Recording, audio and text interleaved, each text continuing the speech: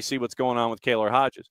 Kaylor, I was going to say you have a light that is like directly over your head, and yes, it is one of those lights that gives you the quality of a glow. You are glowing this morning, sir. It also blocks like half my face, which is good for everybody. You're stealing my material, sir. What can I say? Yes. I wanted to bring you on this go around to talk about the USL Super League and what's going on there. We have some teams that are making their offseason moves and get into that and to see if you have heard anything about all of our friendly neighborhood court cases that are going on and anything else that's going on, the gossip, rumor, and innuendo that it's going on across the USL on the whole. For those that have not had the chance to catch the USL Super League in action so far this season, what are they missing out on? I mean, honestly, the biggest thing they're missing out on is fun soccer. It is just fun. It is you're 13 weeks into all these clubs existing, right? Well, 13 match weeks. Yes. So there is going to be some weird growing pains, but from the get-go, you are seeing the quality. You are seeing players who maybe just didn't get the chance in NWSL for whatever reason, or they didn't get their chance in another top flight league, and they're getting that chance here. And it's fun. There's good technical players, there are great defensive players, is fantastic goalkeeping. I cannot get over how good the level of goalkeeping is in the league. It's just a lot of fun play that I'm not going to say rivals NWSL because I do think NWSL is the best league in the women's league in the world, but it's not so far off that they can't be compared. So as we go, I'm not going to, unless you off the top of your head, will sit there and give me a best 11 as we hit the halfway point here and the winter solstice. But you mentioned great goalkeeping and all the fun scoring. And basically, if you looked at the juice boxes, I think the safe play would be to take the over on most of these matches. Yeah. Who would be some of the standouts that folks should gravitate toward when we get to the winter schedule and the spring schedule in the second half of the year in 2025? Yeah, I mean, you're obviously going to be looking at your goal leaders. Addie McCain is great. Allie Thornton is up there. Madison Parsons is leading the way. Someone who has recently joined and scored what I genuinely believe is the goal of the year out of all USL leagues, where you have Jasmine Hamid for Fort Lauderdale, and those are your strikers or your forwards that you are going to be looking at. Out of the goalkeeping position, pick your favorite, someone who is close and dear to a lot of South Georgia. You have Sydney Martinez has been absolutely stunning. Sarah Cox has, well, frankly, it's been a shooting gallery, but she stands on her head most of the time. Megan McClendon is great. Ashley Orcus and Lauren Kozal, they've been kind of going back and forth on who's starting, who's the true GK1, but they're both just really good. As defensively, I mean, you're going to see a lot of great players. Sydney Studdard has been really good. Sydney Shepherd is one of my favorite players to watch in the league. Same thing for Sarah Clark. Just absolutely some of my favorite players to watch all around. For those that may not be keeping up with Super League right now, 8-team league here in their first season. It's Brooklyn, Carolina Ascent, Dallas Trinity, Tampa Bay Sun, in one of the coolest ideas for a stadium that we've seen in quite some time, right up against the water. One of the coolest entrances, if you haven't seen it, they come in via boat. Yes. It's the best. I'm waiting for you and Morrissey and everybody from the USL show to do that same entrance for one of your road trips when you're down there, to make that same kind of an entrance on location. Do you think they'll let us on the boat? Do you think we can ask? I think you can always ask and catch up with Christina Uncle and see if she'll let you do it. You might have to sign a waiver, but I could see that happening. Fort Lauderdale United, DC Power, Spokane Zephyr, and Lexington SC, the 8 squads that are right now in the first season of USL Super League. top 3 separated by 3 points: Brooklyn, Carolina, and Dallas. Then you have group number 2, which is Tampa Bay, Fort Lauderdale, DC, and Spokane, separated by 4 points, and Lexington right now at 2-7-3 through their first 12. And when you look at these markets, I don't know how many matches the USL Show has consumed when it comes to Super League, but when you look at attendance, when you look at response inside each of these marketplaces, what have you seen when it comes to Brooklyn? I know that they were supposed to, I think they were supposed to play at Maimonides, and there was stuff that they had to figure out there, and they had to find a different venue. Carolina Ascent is a part of the growth of that particular venue. Dallas at the Cotton Bowl, Tampa Bay with the boat ride to bring everybody into the Riverside Stadium, Fort Lauderdale, DC, Spokane playing on the edge for everybody there, and then Lex SC with their new stadia. From what you've been able to take in from these venues, what has the response been like when it comes to attendance and crowd support? I think that when you saw the beginning of Carolina Ascent, you saw what it could be with, I think they had close to 10,000 people, but it's clearly fallen off since then. I think when you saw, especially Fort Lauderdale's attendance the other night was not great. Dallas is playing in the Cotton Bowl, which is a massive stadium. It's going to look bad, but it hasn't been horrible.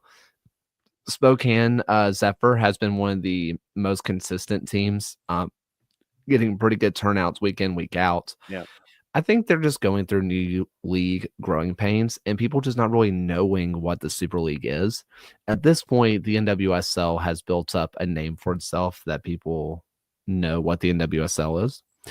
Meanwhile, I think that a lot of people are just like, what is a Super League? What is that? And I think they're going to just go through those growing pains.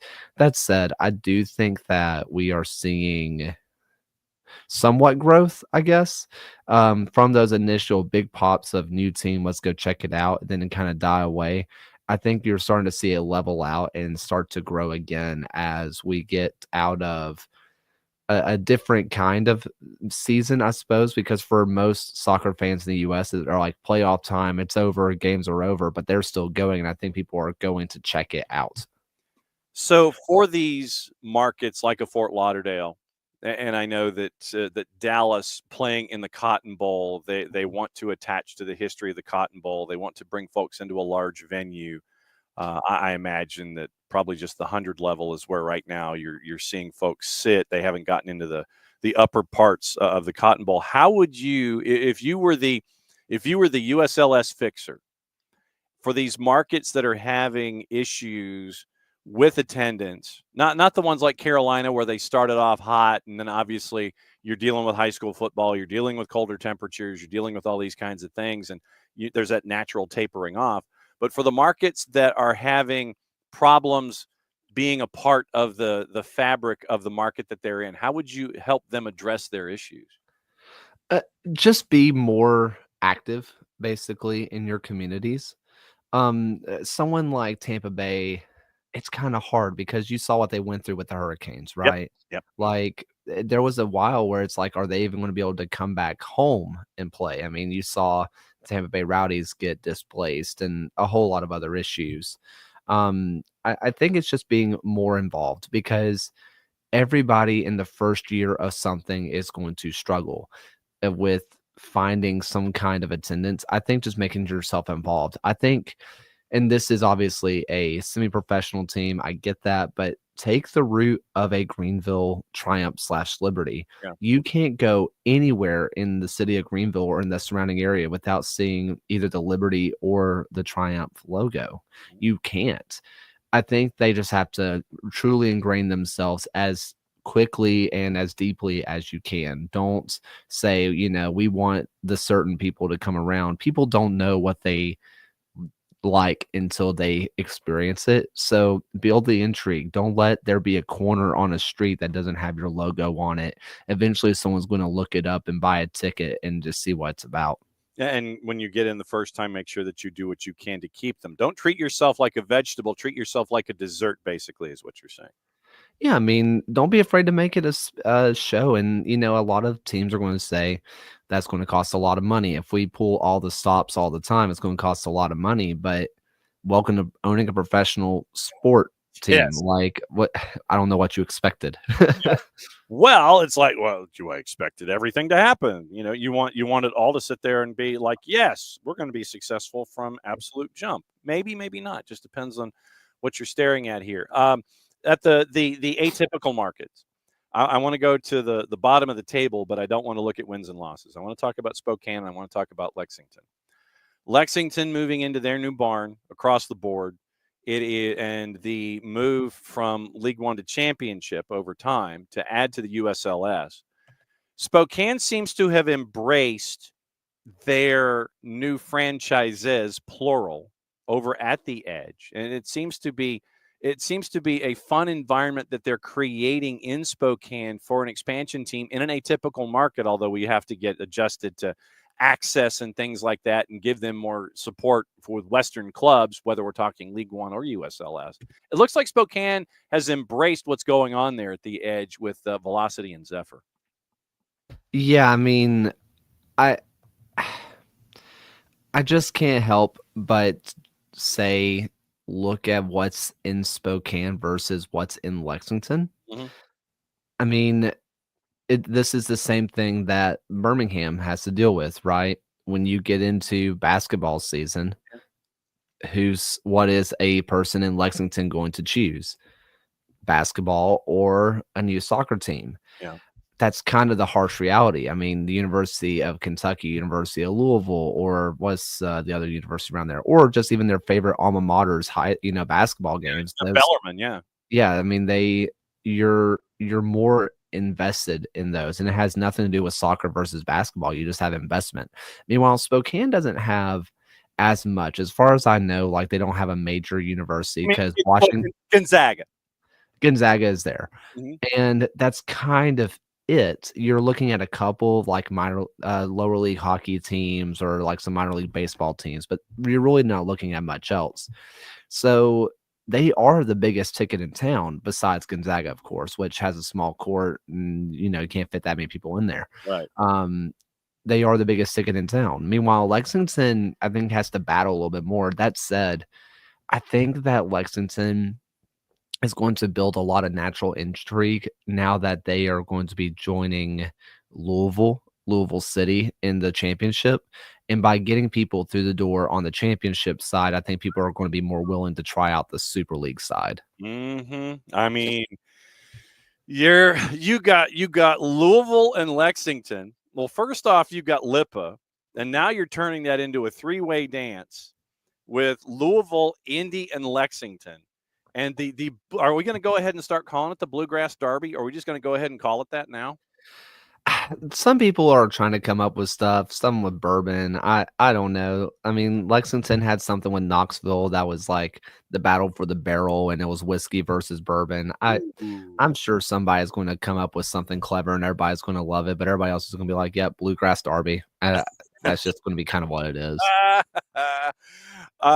When you look at Lexington, I know that you had this grand idea of building the stadium and the multiple fields, and it's, I think in Lexington it's a longer term runway. I think for Lexington, at least with all the construction that they want and the big facility that they have, where Spokane wants to make the big splash immediately and go, hey, we're here.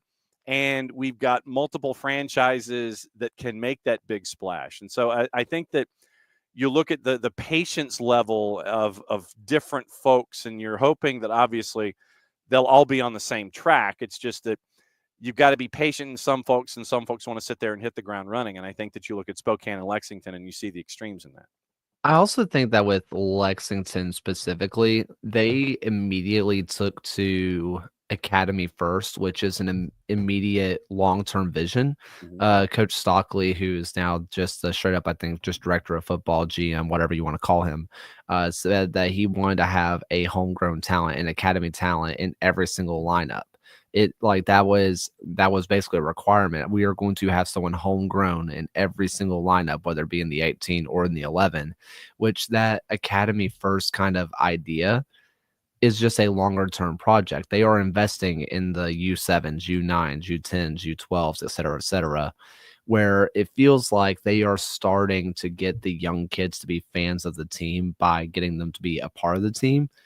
And I feel like when you look at a long-term vision of 10 years, when you have someone who started as a U9 who's getting a U19, chance, y- you're going to see more long-term care and investment. Not saying that Spokane's not going to get that, obviously. I think that Spokane is building it the right way as well.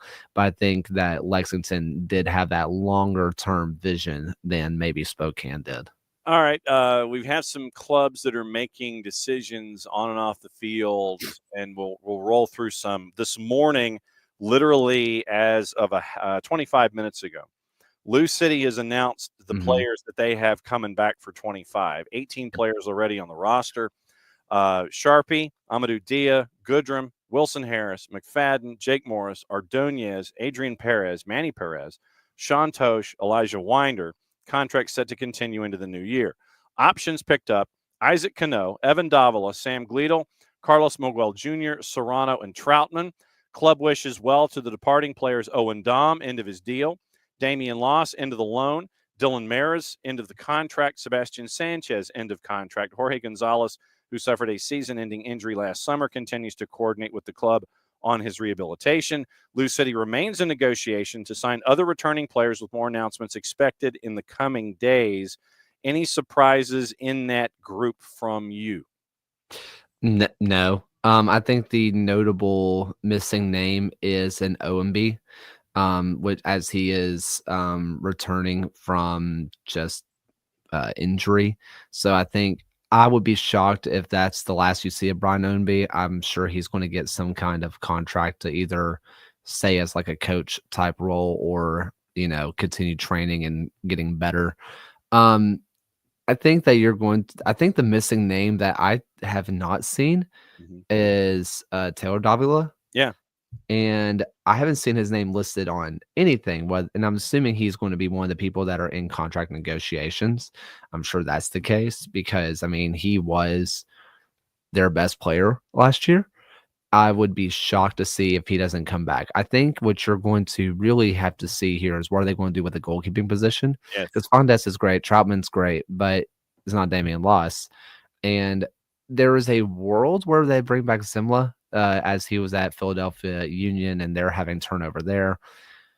I'm sure they're going to make a big splash. I'm sure they're going to do something crazy that just makes everybody say, oh, Lou City's Lou City. But honestly, everything seemed pretty on brand as expected. Oakland came out with a training facility purchase update yesterday, Monday, November 18. And so they make this public 2 weeks after that. Oakland Roots and Soul SC were informed by Prologus, a large real estate investment firm, that the company would no longer pursue the transactions related to the club's training facility. Transactions expected to close 2 weeks ago would have resulted in the sale of the training facility to Prologus, along with an agreement to lease the facility to Roots and Soul. For over 9 months, Roots and Soul, alongside Prologus, worked with the city of Oakland and the county of Alameda to complete due diligence and finalize the purchase of the facility. Goal was to provide a long-term home for men's, women's, and development teams.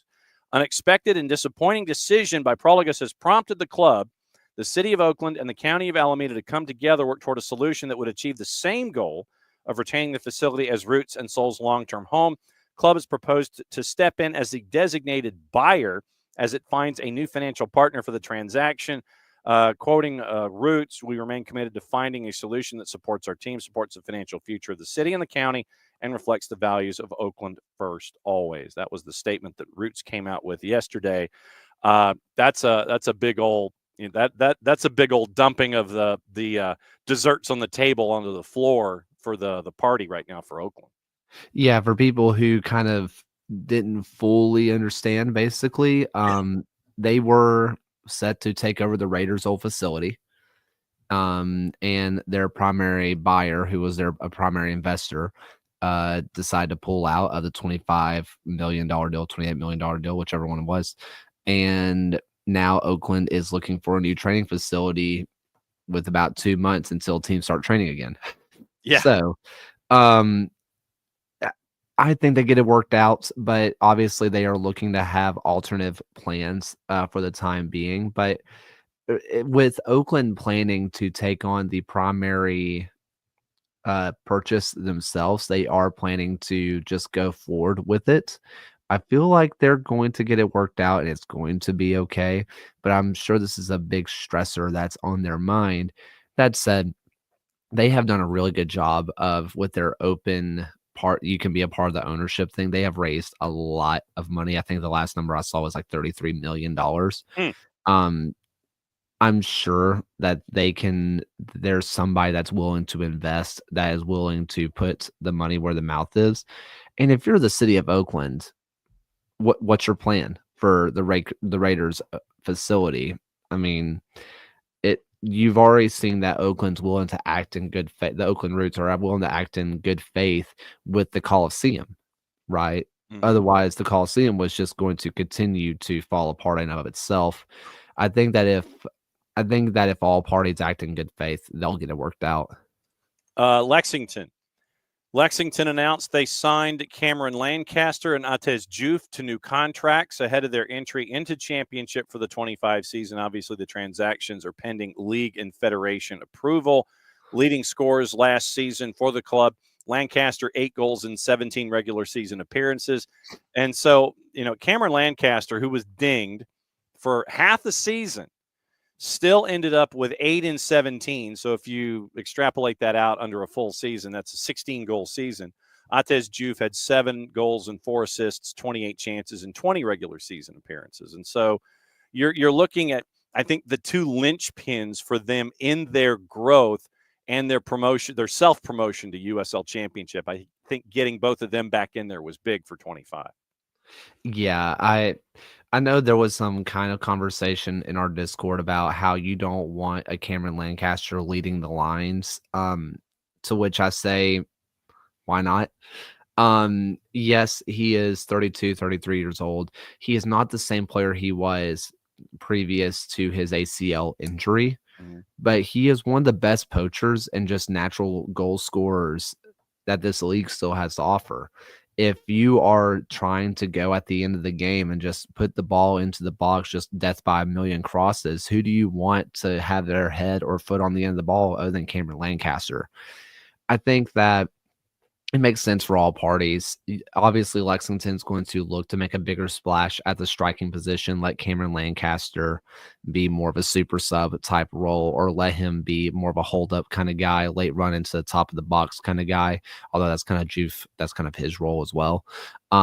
You're going to be looking at something like that. If you're Cameron Lancaster, you're someone who has lived near Lexington, obviously in the state of Kentucky, with being playing in Louisville forever. So you don't have to move house. You don't have to go anywhere else. You can just stay living in the same place that you have been. I think it makes sense for all parties, and it's a good start if you are looking at recouping some goals that you missed out on last year. 16 players not returning, and then an additional 2 who were on loan returning to their parent clubs. I mean, for Lexington SC, their first year in USL Championship, what do you anticipate their roster accumulation being? Is it going to be something where they're going to be patient, or are they going to try and make a big splash and try and fill the building out of the blocks here? Because blowing up the roster like this, where 16 players aren't going back to their parent clubs on loans. Yes, you're bringing back Lancaster and Juve as you should, but you're basically getting this roster assembly from scratch going into you're going at a division higher in the pyramid here. I I don't know what to expect from Lexington, because Lexington didn't expect this. This roster that they released essentially was supposed to be their day one championship roster. Mm-hmm. Like, you look at all the names that were there, you look at the bill that they were, spending. This was supposed to be a championship roster in of itself. They're having to scrap that idea. Now, if we saw last year's investment, I think that shows that they are willing to invest, and I would be shocked if they don't try to go for big names. Now, whether they sign them or not, I don't know. But I have a feeling they're going to be finalists for a lot of guys. But they're going to have to be smart because they saw last year just signing guys is not going to work. Now, I questioned the Powell signing from the very beginning. I thought that was stupid, frankly. Um, but clearly they're trying to go in a different direction. And I think that a complete overhaul is needed. But what they decide to do after this is, I think if you say you're just guessing. Rhode Island named their first go-round of folks exercising contract options on Jackson Lee, Frank Nodarce, Joe Brito, Clay Holstead, Noah Fuson, joining 9 players under contract for 25, Koke Vegas, Stephen Turnbull, Grant Stoneman, Karifa Yao, Zach Aravo, Mark Ibarra, Jose Quizera, J.J. Williams, Albert Dikwa. They're bringing back 14, and that's a big nucleus of that group that made it to the last game of the year. Barring a couple of loans, you're looking at their championship final squad. Right. I mean, you are looking at guys, and they are about to announce a massive signing in of itself. They are already getting some work done, so be on the lookout for that. Okay. Rhode Island's wasting no time. Kano and Co. is not wasting any time. They're going to be contenders next year. People were already looking at them as, big splash. They should be contending last year. They will be contenders this year, because if their first signing that they are going to be making is any kind of preview into the signings that they're going to continue to make, good luck, Eastern Conference. What did you think about your hometown club getting Fernando Delgado after three appearances with Real Monarchs in 2024? Permanent move for Fernando Delgado to Birmingham Legion. What did you think? Kind of fits in line with what they've been doing, sign young upcoming talent and hopefully sell them on for the future. Delgado is going to be a youth Mexican international. I think he might be a dual national. That might have that choice, but I'm not positive on that. 18 years old. He got some appearances with Legion last year, but granted, who didn't get appearances in goal last year? Mm-hmm. As I kind of alluded to on socials, and it was confirmed by the club, bringing Delgado back, I think, was what made it obvious that Tommy Sohn was coming back, bringing back a player that he was used to. I think it also shows that either a Matt Van Oekel or a Trevor Spangenberg, or both, are going to be moving on from the club. Granted, Matt Van Oekel is he's a coach. He's already a coach, so seems like taking on that full role, but we'll find out soon, as their first round of rosters are supposed to be coming out, with at least within the next week, because it kind of has to. Mm-hmm. So I think that it's a good direction. Watching him train, he was impressive. He is a very good technically sound player. Mm-hmm. The really thing that you're looking at is experience. You're wanting him to get a lot more experience at playing against men, and you want him to get more experience with communicating and knowing how to talk to a back line, that is significantly older than you. I think it's a great signing for the future. If he's GK1, I'll be interested to see how it goes. I would be shocked if he was a transfer for him to be a GK2. So he looks like the goalkeeping star for the future for the Legion. All right, one more thing for you before you get out of here and actually have to go back to work before you're getting paid. Harry says, poor Kaler, another year, same old Legion. In Harry's opinion, need to change it, manager, to create new buzz and hopefully take the next step. What say you, sir? It's hard. I thought it was the right time for Tommy Sohn to get the promotion to a director of football. I thought that was the right move for the club. Mm-hmm. But I also had mentioned before that Legion had one of 3 problems, or a combination of all 3, of either a coaching issue, a scouting issue, or an owner investment issue. It's one of those 3, because if you look at the season, you say, well, Tommy Sohn had enough talent to win. He didn't win. That's a coaching issue. If you say, well, Tommy Sohn's a great coach, but he didn't have the players, you either say, did we have a bad round of scouting, or were the owners not willing to invest? With Tommy Sohn coming back, it's time to look at points 2 and 3. either fix the scouting or fix the ownership issues and will be willing to spend the money. So by Tommy Stone coming back, all the pressure's on ownership at this point. I think that you have a coach who this last year was the first year he's ever missed the playoffs, and you finish in 9th or 10th, and it was close. And it was just riddled with injuries and other issues. I can understand why bringing him back, and it feels like if you've done that well, you've earned your right to have one last shot at it. Okay, so what's going on with at the USL Show? As we always make a point to point out your scarf here in Office HD. So what's the latest? And we should make a point to go ahead and say we've already bought the Soccer Down Here kit. So just go ahead baby. Thank you. Awesome.